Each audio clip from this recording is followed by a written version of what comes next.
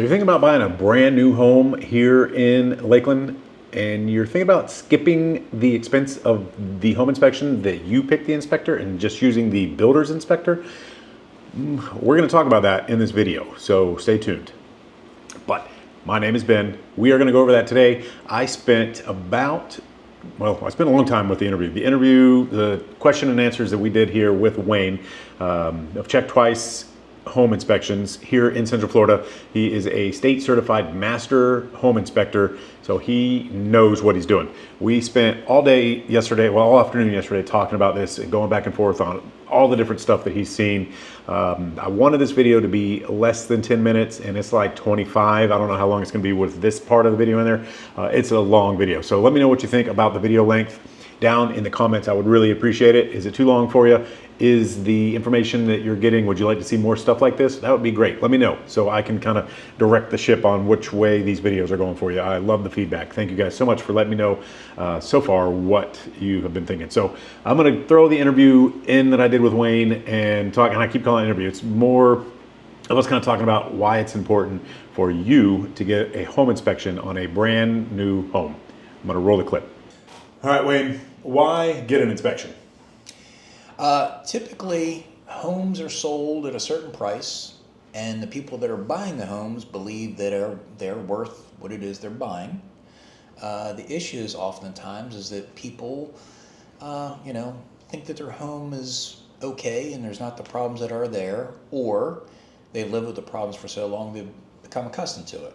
So getting a home inspection for any home, either for a house that's been around from the 1900s or a brand new home, is a good idea, because there's a whole bunch of things that happen in the building and maintaining of a home, and you don't know until you know. And that's what a home inspection is for. That's what we're trying to figure out. So what inspections do you offer? So we do everything from a home inspection for, let's say, a house was built in the 1900s, 2000, early 2000s. We're ensuring that the house is in good structural condition, and we test all the systems, the plumbing, the AC, the electrical, the roof, you name it, we're looking at that. And we also do, here in Florida, people don't know about this otherwise, we do insurance inspections, which is a 4-point wind mitigation, and that is for people to get homeowners insurance. And then we also do air quality testing, and that allows people to know if they have allergens or mold in the home. Okay, perfect. So a lot of different options in new construction is kind of what I'm really asking about today. Right. So what new home inspections do you do that you recommend to the buyers, and why? Sure. So we didn't really know this, but we offer something that's a little bit different than other home inspectors. I thought everybody did, New construction, new construction and/or what we do. So we do phased inspections, and the way that works is this: before concrete's poured, the slab, we inspect the plumbing, the footers, all that good stuff, and even here's the, not to get too far in the weeds. We've been on site a few times where I'm looking at the blueprints, I'm looking at the formwork that's there, and it's not the same house. That's a problem. Yeah, that's a little bit of a problem. So I have to immediately call my customer, like, hey, unless they switch the blueprints or something's going, this isn't even your house. So some simple stuff like that, but also like not having the plumbing going the right way, which is pretty important. Yeah, you want that stuff to go. Yeah, you want it to go, man. Around, yeah. You don't want it there. So that, doing a pre-drywall inspection, and that's my ability to look inside the walls before they're all closed up. And then, to be honest with you, those two, I believe, are more important than the final inspection. Okay. Why is that? Me being able to peek in to make sure that things are properly done before they're covered up, boy, oh boy, that'll help you a whole bunch. So for a small example, so like a pre-drywall inspection. Okay. And then that's before the walls are on and it's just studs. Yep. So we're just looking at... So studs, so sorry, I'll do a better job. That's so right. It's studs, they've covered the outside, they have a roof on it, the windows and the exterior doors on, no drywalls inside the place. So it's dried in. Yep. So the outside is good, the roof is on, but the drywall is not there. So and the things they've done is, typically when I go out, is they have the mechanicals, so the HVAC, the plumbing, and the electrical is roughed in. Okay. But I can tell right away if there's a problem. So in other words, in a kitchen, you want to have a 20 amp circuit. Okay. And the reason for that is you're putting hot pans, all sorts of stuff, Blender, all kinds of different yep, stuff. air So fryers. all the wiring that's going through that should be 12 gauge 20 amp wire. Mm-hmm. And it's easy to recognize because most of it has a yellow jacket around it. Okay. So it's going through the walls, you just see all this yellow stuff. Sometimes they don't pay attention and they'll put a 14 gauge wire in From a junction box or something. from a junction or something else, and it's plain as day. And at that point, it's easy for me to write it down, take a picture of it, and let the builder know, We need a new wire. we need a different wire here because that's going to fail, and the breaker in the box is going to keep going off because it's not strong. Or it's going to fail and start a fire. Yes. Which Safety we don't want to have a fire. For sure, for sure. But that's easy because, we can't x-ray vision through the walls, or you can't x-ray vision through the walls. Using like a stud finder or something that can find electricity is great, but that's not going to tell you that we have the right wires or the right amount of wires or something like that. Correct. So, important, good thing to know, especially going through the process. So, what else? And then we were talking about a final inspection. So the final inspection is the drywall's up, all the finishes are pretty well done. At that point in time, I'm just checking systems and make sure that when the guys hooked everything up. So a common thing that can happen is they will, in the shower, they won't screw the shower head and or the little, the angled pipe that comes out of it. They won't tighten that down, and there'll be water coming out of that, and or the P-trap will leak, or there's a bunch of different things, which aren't necessarily a big deal per se, but if that's not noticed and it persists over time, now your brand new cabinets are they're ruined. Then we have a problem. Yeah, we have a problem. So it's a little bit of that. It's and then also, believe it or not, I'll go on to roofs and or in houses where the city has come out or the town have come out and they've done their final inspection, and there's missing shingles, there's missing boots, there's a whole variety of stuff. A whole bunch of not good stuff. Yeah, it's not there that was supposed to be there. Not to be bad on these inspectors. Sure. They're the county inspectors that come out and issue you a final permit and a certificate of occupancy, but they don't get up and do all this stuff. So they do a quick outside look, and then to code. A lot of people are asking, everything's to code. Code is not like a super high standard. That's the bare minimum. Right. That's the bare minimum. So, it's to code, but to code's passing grade. That's not A plus. That's code is passing. So there's a lot of stuff there that you look for where the permits are closed out and finalized. Well, that might not mean it's done right. So something that a set of eyes from Wayne makes the difference. For sure. And it's a simple scenario for us. Like I said, we walk the roofs, kind of like a concentric circle. We start at the very edge, start walking around, and sometimes they forget to put blocking. Name the thing, and you step on a spot and it's super gushy and it feels like your foot, the foot's about to go through it, and it's a simple thing to fix. So our goal is not to play gotcha. Our goal is just to make sure that if you buy a new house and it's supposed to last 15, 20 years without any maintenance on it, that's what you're hoping for. Right, yeah. That's what you get. Is you're not having to fix stuff a year or two in. You just bought a brand new house. Yeah. So that's kind of an important part. So you don't have to do it. That's why, when I'm talking to you guys who are calling me, asking me about this, here's your guy I recommend to come out and do this stuff for you, because then you don't have to worry about it. And yes, the builders do offer we have it inspected, we have our guy do it. But again, that's the builder's inspector. Not saying that those people are not good people, but they are there to save the builder as much money as possible. So and let's take intent out of the equation. There's pressure from the builder to get stuff done, so it's profitable. There's in the construction industry is millions of guys that make their paycheck every week and all the stuff, and people are expecting things to be done. And there's so many things that they have to fulfill. It's difficult to fulfill. Plus, they're having to make sure that all these different pieces, the electrical, the plumbing, there's so many different facets of a house and parts of a house. It's tough. So to have an extra set of eyes on things in the process to make sure that nothing has been looked over, or just guys have days. You know what I mean? Yeah. I think that's the part that allows people some peace of mind when they're trying to build a house or having a house built from scratch, or from the ground up or scratch. Yeah. So A lot of things to think about. yeah, man. All right, Wayne, what are some issues that we see at each point of those inspections? What are you seeing lately? Sure. So people are gonna people, Makes sense. right? And that there's a whole variety of stuff. So the things that I'm seeing on the job site, I'll use example. So a pre-slab, so that's before the concrete's poured.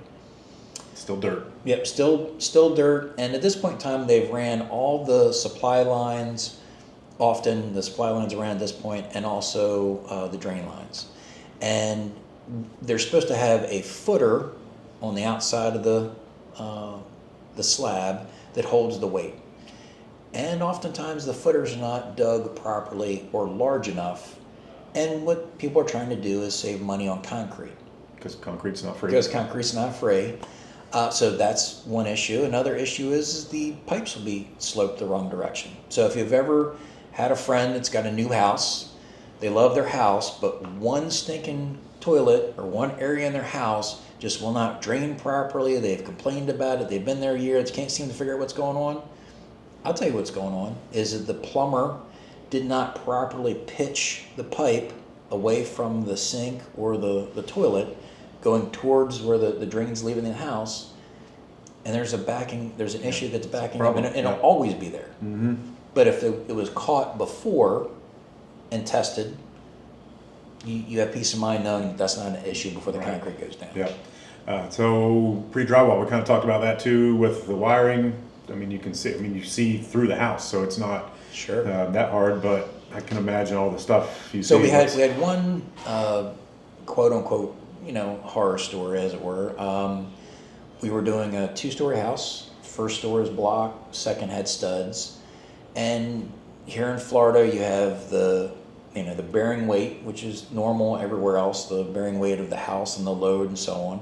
But also we have wind load. So all of our houses and all of our buildings need to be able to hold up to a wind load depending on the area. So here in good old Polk County, the wind load's about 120, 140 miles an hour. So it should be able to have that. The second story, the studs that were there, I could tell that they were bowed out a little bit. And what they did is they cut through the studs with a circuit saw, like probably 10 of them in a row. And there was just this much meat left on the stud. And then he just took a little tiny piece of wood and nailed to the side of it. You can do on an interior wall if you have a gnarly or twisted 2x4. That would be a big deal. Perfectly acceptable. Nobody cares as long as it's not a bearing load, right? But the exterior is both bearing load from your roof and also the wind load that's supposed to come in. So I spoke to the builder. The project manager didn't think it was a big deal. It went on for about a week or two. Come to find out, they didn't want to do anything with the progress and do anything different after that project manager got fired. They wound up having to tear off the OSB and the siding off the outside of the house to add studs to the framing in order to rectify it, because the buyer that I worked with closely called the county and they made them fix it. Right. So that was a win-win for us. That was a super win for the buyer that was going to be in a house that wasn't going to be safe in a hurricane in the middle of Florida. That was going to be dangerous. On the second right, floor. That was going to be not good. So, but that's something that anything but a pre-drywall inspection, you wouldn't have caught that. There would have been no way. You would have to take the outside of the house off to see something like that. Yep. So there would be no way to see that. And then a final inspection, I mean, I can go on for days, I'm sure, on stuff that you've seen, that I've seen, much less what you've seen crawling around. And so and there's a knick-knack stuff that can be,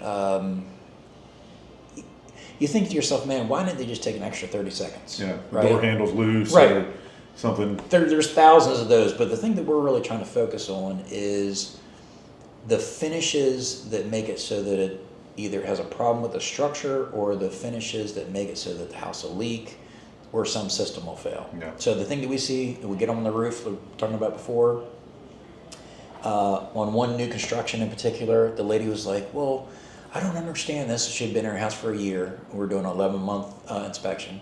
And she's like, there's supposed to be these little brown spots in the ceiling in the bathroom. I was like, no, ma'am, there's not. So I climbed up on a roof, and the vent is supposed to have a snorkel vent over top of it, over top of the pipe, and the roofers just sat it right down on top of it. They didn't bother layering the roofing over it. They didn't put any tar around, nothing. Yeah. They just sit right on top of it, and all the water is going down, following the pipe, and going inside of her bathroom. Yeah, and then you start getting into mold damage and 100%. drywall damage and. Yeah. And this was after, like I said, this was after the 11 county months in, had come out and checked the boxes and said, yep, everything's fine here. But it's not, because they're not inspectors. They're just. Well, and also, what people don't know is in Polk County, they're doing remote inspections. Yeah. Or you can send photos in to the county, they'll check it off. Also, some of the tradespeople have the ability to, roofers in particular, can do their own inspections. So it's kind of good if you're a roofer. Yeah, that's real good if you're a roofer. And on new construction, and why this is so important on new construction is if you can just send in pictures to get passed for a permit. There's 6 different floor plans in a 300 community project. Sure. Yep. So, well, here it is fixed. Well, there's 180 of those homes in there. How do you know it was yours? Yep. You know, that's the kind of stuff that you need to look out for and be careful of. And kind of the whole reason why we're putting this together. Okay, I have one final question for you, Wayne. Is there anything I should have asked you that I didn't? I think the big thing is the difference between the selling agent or the folks that are representing the builder and then you representing the buyers. Right. There's a conflation or a putting together of people's mindset of, oh, they're the builder, they're going to take care of me. Oh, they're the builder, all these things should be streamlined. And to a degree, it is. Mm-hmm. But understand that just because they're there to serve one role of building a house does not mean that they're necessarily concerned with all of the issues with the house to where they can't make a profit off of it. Right. And Makes sense. I think the big thing, and this is why you and I work together, and this is why I think people watching, if they say, hey, Wayne looks funny, fair enough, don't hire me, but you should get a home inspector because there's so many things that the builder is not concerned with, and they're not concerned about you. They're just concerned about selling their product. Mm-hmm. And I'm not trying to be ugly towards builders. Right. They're a business. Yeah, but it's the builder's inspector, and when you go there, it's the builder's representative. They're called builder's reps, but that's short for representative. And that's what they're doing. They're representing the builder. Yeah, they're not representing the people buying the homes. Right. So people I are just walking in blind and have no idea where, I offer that guidance with people like you. Yep. I have And that. all your team. Look, Yep. Yeah, everybody is all together on the same page. Hey, we are the buyer's rep. I'm the buyer's rep. You're the buyer's inspector. Yep. It's not, they're offering it and they pay for it and we just have to do the final walkthrough. That sounds great because they want it to, because they don't want somebody to come in and, I can't imagine how cheap it was to have the county get involved to come out to take siding off of a house to replace 10 feet of cut trusses on the second story that you were talking about. Not cheap, I can't imagine. No, no, it's not. They'd be like, oh yeah, no, that was good because their inspector didn't get it. So, that's just stuff that you got to watch out for because we are here for you. So thank you for doing this. One, because I know a lot of people don't like to get on camera and be out there like that, but not me, I'm a ham. So thank you guys for watching that, and this is what I do. So if you were thinking about making this move here, I actually just did this today. Wayne is coming to an inspection tomorrow for one of you guys actually to do this inspection. So I help get all this set up. I can get it scheduled. I'll schedule it with the builder. I'll schedule it if it's a resale that we're doing. Get all that scheduled. We'll get all this handled. So it doesn't matter if you're here in town or you're across the country, like a lot of you are. I am here locally, boots on the ground, ready to help you guys make this move. Give me a call, 863-333-5053. Thank you guys so much for watching. I'm gonna throw a video up here that might be interesting to you. Check it out, and we'll see you next week.